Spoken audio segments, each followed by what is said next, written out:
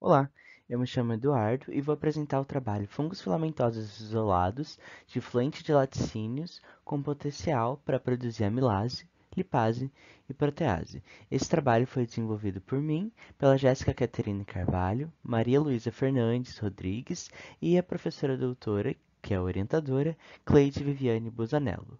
Eu sou aluno pelo PIBIC da Fundação Araucária, sou aluno de Engenharia Química, que faz parte do Centro de Engenharia e Ciências Exatas daqui de Toledo, da UniOeste.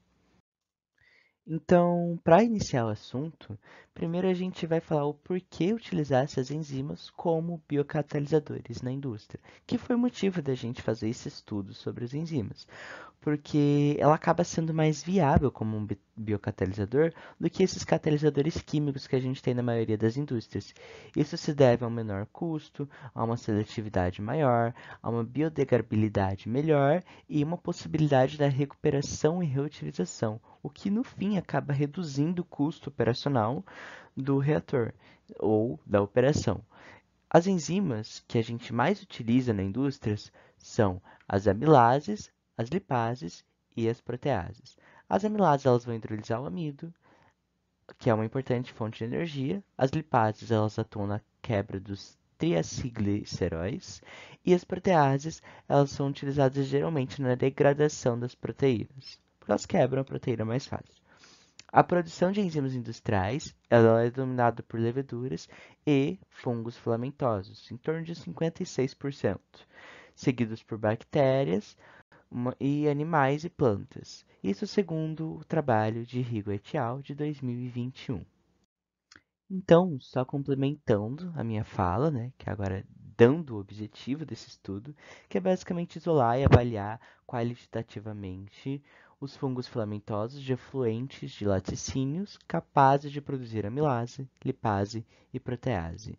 Isso para ver a viabilidade da utilização deles na indústria. Então, agora, partindo para os materiais e métodos, tem algumas informações que vão estar no texto e eu não vou citar porque senão vão demandar muito tempo. Então, eu vou tentar destacar os mais importantes e vou estar sempre indicando também aqui com o apontador, certo? Então, inicialmente com as amostras, foram feitas em alíquotas de 250 microlitros da amostra, no caso, e foram semeadas por métodos de espalhamento em superfície, em placas de Petri contendo meio BDA, que foi suplementado com 0,5% de cloridrato de tetraciclina. Já na incubação, as placas com material já inoculado foram incubadas a uma temperatura de 28 graus Celsius por 5 dias, seguindo essa metodologia. Já para a amilase, inicialmente, a gente fez um meio de base com essa composição, um extrato de levedura também nele, né? E foi acrescentado 0,5% de amido solúvel, seguindo também essa metodologia. Após isso, as amostras da amilase elas foram reveladas com uma solução de Lugol fraco por aproximadamente 5 minutos e a presença de um halo claro ao seu redor após o descarte da solução indicou positivo para amilase, ou seja, esses que formaram o halo tinham amilase. Indo para a lipase, ela utilizou esse meio base aqui, e foi suplementada com 1% de azeite de oliva, 0,001% de corante rodamina B e 0,01% de Twin 80. A segunda parte da lipase, as células produtoras de lipase elas foram identificadas pela presença de halo alaranjado fluorescente, quando expostas a uma luz ultravioleta nesse comprimento de onda, seguindo também essa metodologia. E por fim, para protease, foi utilizado esse meio base e acrescentou 2% de leite em pó desnatado. No fim, foi observado que as zonas claras ao redor das cepas se deram como positivas, né, de algumas, seguindo essa metodologia de Carvalho. A repetição, no caso dos experimentos, foram feitos em triplicatas e foram incubados num período de 96 horas, aproximadamente 28 graus Celsius. a atividade enzimática foi utilizado a relação entre o diâmetro do halo de hidrólise e o diâmetro da colônia. Bom, então partindo para os resultados e discussões, a gente tem que dos 26 fungos filamentosos isolados, um foi positivo para protease, 3 foram positivos para lipase e um para amilase. E se a gente for observar nessa figura 1 aqui, que é essa que eu estava indicando, eles demonstraram uma capacidade de secretar essas enzimas de interesse industrial, que comprova a eficiência desses micro-organismos em algum futuro processo biotecnológico. Alguns trabalhos anteriores que a gente teve que estudar para se basear nessa pesquisa, né, isolaram 40 fungos desse processo em uma compostagem de lodo de esgoto, se eu não estou enganado, do qual aproximadamente 73% eles testaram positivo para amilase, 40% para protease e 28% para lipase, o que evidenciou uma variabilidade na produção dessas enzimas entre diferentes micro-organismos. Então, partindo agora para como que eu posso ver se é eficiente, se ele tem um bom índice enzimático? O que seria isso? Basicamente, a gente seguiu a metodologia de Rankin e Anagnostaskis, de 1975, que para ser considerado bons produtores de enzima para aplicação industrial, os micro-organismos eles devem apresentar um índice enzimático maior ou igual a 2. E o que seria esse índice enzimático? Ele foi calculado pela forma de dH sobre dC, ou, no caso aqui, seria o diâmetro do halo, que é essa parte descolorida do halo, estão vendo?